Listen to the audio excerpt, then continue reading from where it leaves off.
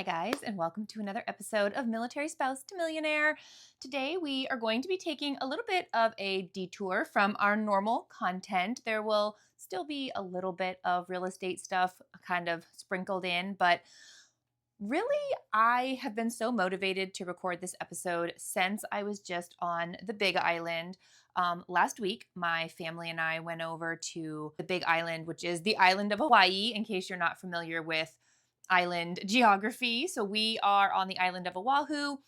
The Big Island is the island of Hawaii, Maui, Kauai, Molokai. There's a ton of islands. Those are kind of like the big common ones. But it's about a 40-minute flight, and we went over there to see the volcano erupting, which honestly, I was not super motivated or excited initially to go see because I was like, it sounds kind of dangerous and scary, but we have some family in town and they really wanted to see it. And it really was like a once in a lifetime experience, just hearing the earth like rumble and seeing the lava, 1,000 feet up in the air, just like a geyser.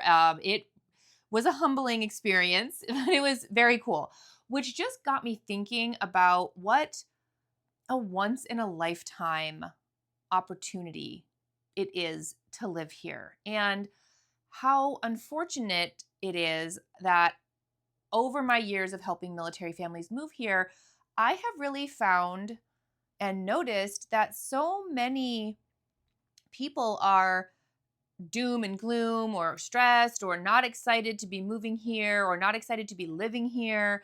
And I just find it so heartbreaking because, in my opinion, as someone who had visited this island multiple times growing up before living here, I can tell you firsthand that we are living in a place where people save sometimes for years just to come here for 7 to 14 days and experience a slice, like a small piece of this island and its beauty and its culture. And we get the benefit of living here for 3 years on the military's dime. And when I hear people just so like down in the dumps or like not enjoying their time here, it really does make me so sad because we've been here for 8 years and honestly, I'm still absolutely in awe of this place. And, not to say that everybody needs to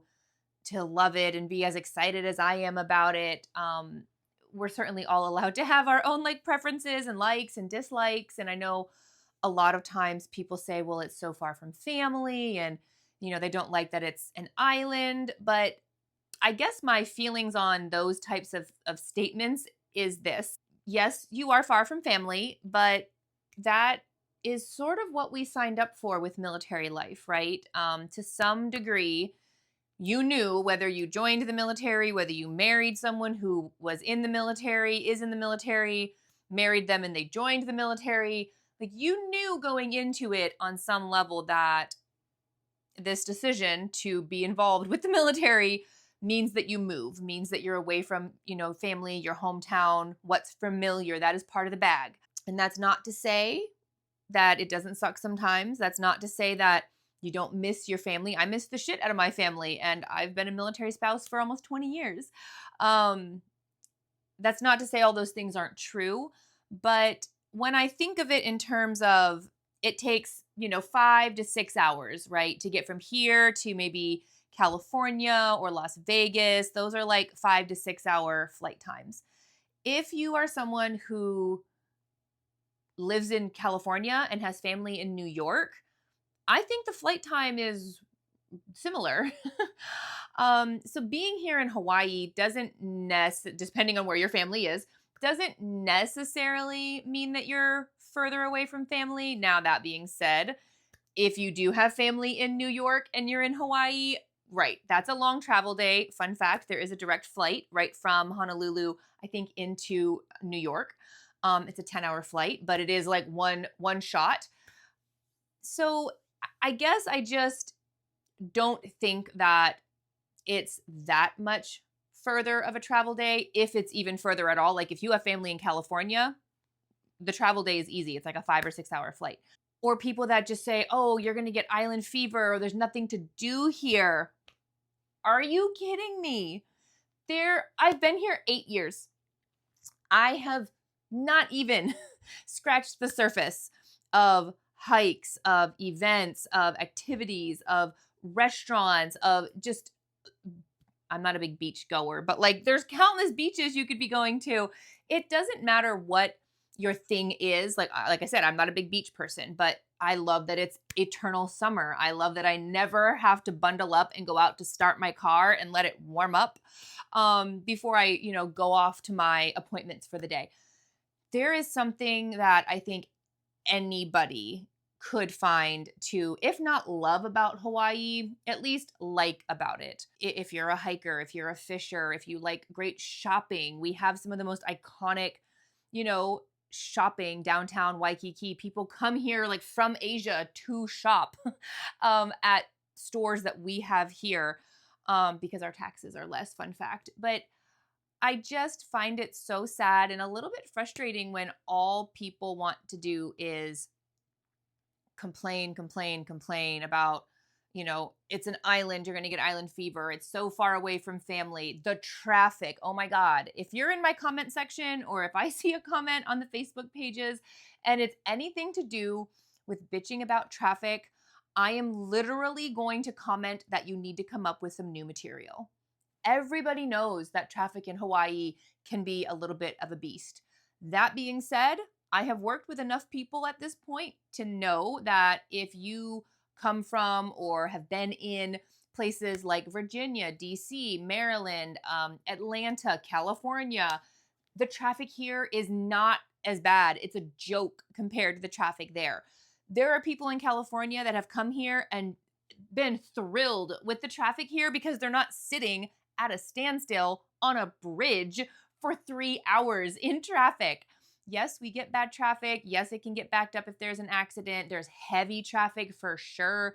If you live in Eva and you're working at Pearl Harbor Hickam, absolutely plan for 45 minutes to an hour drive each way if you're traveling at peak traffic times.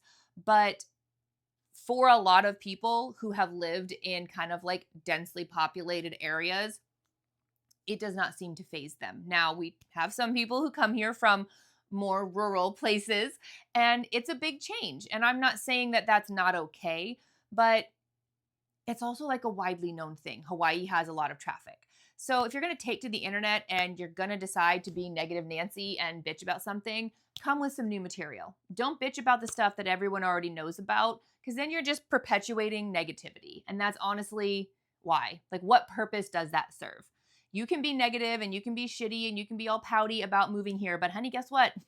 You belong to the US military and you're coming regardless. So why not try to make the best of it? Find something that you love. Maybe you get into lei making. Maybe you love a good luau. Maybe you embrace the cultural and historical aspect. Maybe you go to the Bishop Museum, Pearl Harbor, like the things, the countless things that there are to embrace and enjoy. Maybe you take up surfing or paddleboarding or, guys, I could go on. And that's just on this island. Don't even get me started about what a mind-blowing experience it is to hop on a plane 40 minutes later for like $100 ticket and go to another island for just the day. They have flights like every hour. You can hop on a plane, go to Maui, go to Kauai, go to the Big Island, 30 to 45-minute flights to basically all of those places. Rent a car for the day, fly in at 6 or 7 in the morning, fly home at 7 or 8 o'clock at night. Literally, you've just spent a perfect day visiting a neighbor island, or go for a weekend, which is what we just did on the Big Island. And here is where the shameless plug is for the place that we stayed. I cannot give this place a high enough rating. It is 75 out of 10. The Rosewood in Kona is amazing. I have to specifically shout out the manager, Daniel. He met us upon arrival. He showed us the property. He had someone drive us in a little golf cart to our cabana. He set us up with dinner reservations our first night there. He hooked us up with this Island Roots dinner that they do. I think it's like 2 times a week, like Wednesday and Fridays, maybe, or Wednesday and Saturday, but they moved it because there was a wedding. I don't know. Go to their website, look it up, Island Roots. It is a cool dinner event that they host there. Everything at this dinner is locally caught from either the Big Island or one of the neighboring islands. They have a garden that they grow like produce and vegetables and stuff in. The beef that they use is from the Big Island. There are like cattle ranches on the Big Island. I had the best cheeseburger of my life, farmed from cattle found on the Big Island. It was a very cool experience. And that was something else that I really loved about the resort was literally everything is made in-house. They made the hamburger buns, they made the pickles, they made like every component of every meal. They juice their own juice to make, because I'm, not drinking right now. They juiced their own juice to make like mocktails. So it's not juice that's like filled with chemicals and shit from the store. They literally juiced that papaya in the kitchen. Um, it's just such a cool resort. Their spa was amazing. They have pickleball and tennis courts. They have basketball courts. They have these great bicycles that you can use to like get around all over the place on the property. It literally makes you feel like a kid again. The restaurants were all amazing.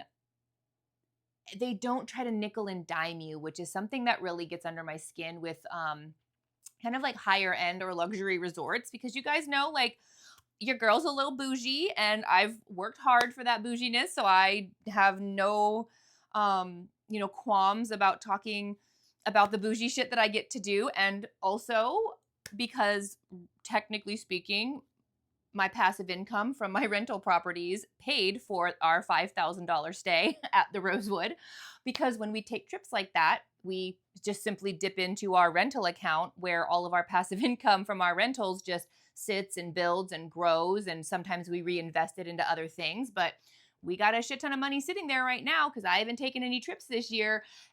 So we just pulled from that account. So thank you to all of my renters. If you're thinking about being a renter, you might want to stop and think about what you're actually paying for just beyond rent. When you rent a house from somebody, you could be paying for their lifestyle and their bougie trips to Kona. But beyond just all of those things, they didn't try to nickel and dime you. So like if you go to resorts, sometimes they will charge you extra for like pool lounge chairs or little like cabanas by the pool or whatever. Not Rosewood. They're like, hey, if it's open, you can use it. They'll, bring you waters. They don't charge you for them. Like, it is just a next level of service. They have these huge like lawn spaces where they have like cornhole and pool and lawn games set up. Their brunch, phenomenal, so good. The staff is just, I don't know, guys. Like, I could just go on and on and on. So if you're going to the Big Island, special occasion, friends and family visiting, you can get rooms for cheaper. We were there for 2 nights, 3 days. It was about $5,000, but we got a room that was like literally a house. Like, it like stood alone. It's not like a hotel, like with elevators and stuff. Each room is like its own little cabana. And so we were with my brother and his fiance and me and Clayton, and they had the whole living room space with like a pull-out bed. And my brother and his fiance actually commented that like, hey, this is like a legit bed. Like, you would not know that it's like a sofa bed. And then it had a separate full bedroom, full bathroom, indoor shower, outdoor shower, soaking tub. It had a half bath out in the living room area. I have footage. I've posted it. I gave a little tour. It was just amazing. And that's the kind of stuff I'm talking about. Even if you get a cheaper room, even if you only stay for a night, that experience is literally for a lot of people once in a lifetime. And we got up at 3 a.m. to drive 2.5 hours to go see the volcano erupt. And then we drove home through Kona. And the scenic like oceanside route was gorgeous. We stopped at all these local coffee houses, coffee shops, and learned all about like the coffee that's grown there and how they like process it, and sampled a bunch of coffees. It was an amazing opportunity on so many levels. And those are the types of things that you have easy access to do here. Or let's talk about a different island. We've gone to Kauai and they have a lazy river tour there, and it goes through old irrigation tunnels that were dug like, I don't know, back in like the 1920s. Um, that now are like abandoned, and I can't remember off the top of my head what they were dug for. I should probably have Googled it before I started recording this, but they're irrigation tunnels, and it's like a half day excursion. You're gone for like 4 hours, and they like bus you out there and they talk about like the land and where you're driving through. You get there, you get in the water. They have these giant industrial inner tubes. You have to have a headlamp and water shoes because like 80% of this excursion is through caves, like underground. It was so cool. And I am not normally like a nature outdoorsy person, in case you didn't know that about me, but this was really, really cool. It was so amazing. And again, we flew over there for the day. It was a 35-minute flight. The cost to do the tubing cost more than the plane ticket to get over there. So it's just these experiences that I know I've had, that I see other people having. And then I talk to some people and they're just curmudgeon-y about coming here when, number one, if you're going to act like that, your military career is going to be quite long and quite painful. And honestly, it's easy. You can bitch and complain about anything. And this is kind of how I feel about life in general. It's easy to find the thing to complain about or to bitch about or to be the negative Nancy. But find the good. Find something. You don't have to leave Hawaii and say that it was your favorite duty station of all time and you want to come back and retire here and live here forever. I'm not expecting anyone to, to be quite that exuberant about it. But you can at least leave Hawaii if you put a tiny bit of effort into finding something that you like. You can leave Hawaii and say, like, yeah, it wasn't my favorite duty station, but I made the best of it. And I think as military families, to be successful in the military life, you kind of have to have that attitude. Like, home is where the military sends us. And I love it when I see people doing their best to truly make Hawaii their home while they're here and make the best of it and enjoy what they can and do what they can, especially when so many things that you can do here are free. I hear people talk all the time about cost of living and this and that. Like, guys, going to the beach is free. Hiking is free. There are tons of free or very low cost things to do here that don't cost a ton of money, that you can get out and enjoy your time here in Hawaii. So I know this was a departure, like I said, from my normal content. Huge part of my brand and my business from the very day 8 years ago when I started finding home. A huge part of what I do is helping military families with the transition here, with the move here. As a military spouse that did 7 moves in the last 14 years of Clayton's career, several of them overseas. Actually, we were at 2 different assignments in Germany. We met in Alaska. We moved here. The move here just hits different. And there were so many things that were just a little bit different than our other Oconus moves, which is why I took the time to put together a PCS packet that literally covers not just the housing options, but like, let's be real. Let's talk about getting ready for your household goods to be picked up. Let's talk about shipping your car. It goes over getting your pets here, schools, what areas military families commonly choose to live in. And then, of course, yes, it does talk about your housing options. And furthermore, and honestly, more importantly, it talks about all of your military entitlements. The military does a lot of things well. The military, unfortunately, does not do a good job of educating service members on their VA loan benefits, which is huge and something that you work for and earn, just like all of your other military benefits. So you should be educated on it. And they don't do a great job of telling us about our entitlements and how we can use those entitlements during a transitionary time, like moving to Hawaii, to pocket some very real cash. We made $15,000 staying in the hotel using TLA when we got here. My PCS packet breaks all of that down in a very, very real way. Like, there's numbers, there's explanations. Like, you don't even have to be paying attention fully to the packet to digest and understand the information because I made it that simple because it's that important. So if you are coming or if you just got here, I don't care if you are here already, if you're coming in a month, if you're coming in a year. I talk to people sometimes a year before they set foot on this rock. Reach out to me.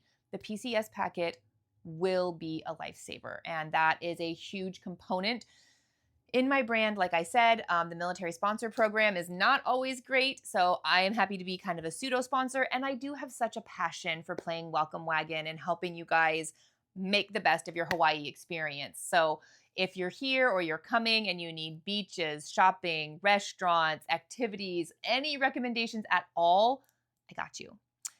Thanks so much. Don't forget to like, follow, and subscribe. As always, I wouldn't have any of this if it weren't for all of you. Bye, guys.